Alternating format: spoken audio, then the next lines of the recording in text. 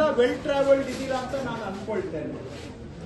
ಬೇರೆ ಕಡೆ ಎಲ್ಲ ನೋಡಿದ್ದೀರಾ, ಅಕ್ಕಪಕ್ಕ ರಾಜ್ಯಗಳಲ್ಲಿ ನೋಡಿದ್ದೀರಾ, ಬೇರೆ ಕಡೆ ಎಲ್ಲ ಕಡೆ ಇದೇ ತರ ಪಾಟೋಲ್ ಆಗತ್ತಾ?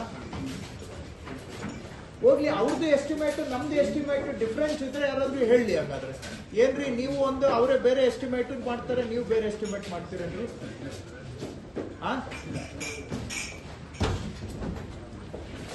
ಎಸ್ಟಿಮೇಟ್ ಒಂದೇ ಇದ್ರೆ ಪಾಟೋಲ್ಗಳು ಯಾಕೆ ಉದ್ಭವ ಆಗ್ತದೆ? ಏನು ಮಳೆ ಬರೋದು ನಮ್ಗೆ ಗೊತ್ತಿಲ್ವಾ? ಅಥವಾ ಏನು ಆಗುತ್ತೆ, ರೋಡು ಎಷ್ಟು ದಿನ ವರ್ಷ ಇರಬೇಕು ಅಂತ ಗೊತ್ತಿಲ್ವಾ? ಈ ಪಾಟೋಲ್ ಆಗೋ ತರ ರೋಡ್ ಮಾಡೋದು, ಆಮೇಲೆ ಪಾಟೋಲ್ ಫಿಲ್ಲಿಂಗ್ ಮಾಡೋದೇ ಒಂದು ದೊಡ್ಡ ಉದ್ಯೋಗ. ವರ್ಷ ಪೂರ್ತಿ ಪಾಟೋಲ್ ಫಿಲ್ಲಿಂಗ್. ಮೈ ಸಿಂಪಲ್ ಕ್ವೆಶ್ಚನ್, ಯಾಕೆ ಪಾಟೋಲ್ ಬರುತ್ತೆ?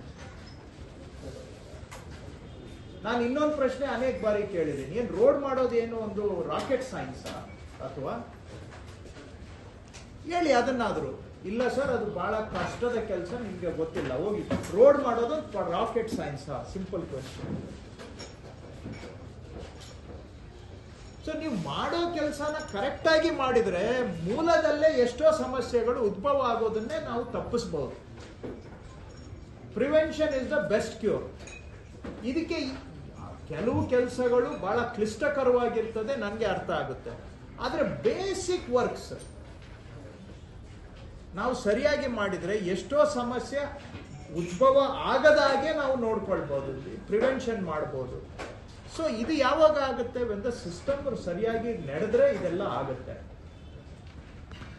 ಸೊ ನೀವು ನಡೆಸಬೇಕು. ಇಲ್ಲಿ ಚೀಫ್ ಇಂಜಿನಿಯರ್ಸು ಇದ್ದೀರಾ, ನನಗೆ ಅರ್ಥ, ನಿಜವಾಗೂ ನನಗೆ ಅರ್ಥ ಆಗದೆ ಇರೋದು ಏನಿದೆ ರೋಡಲ್ಲಿ ಅಂತದ್ದು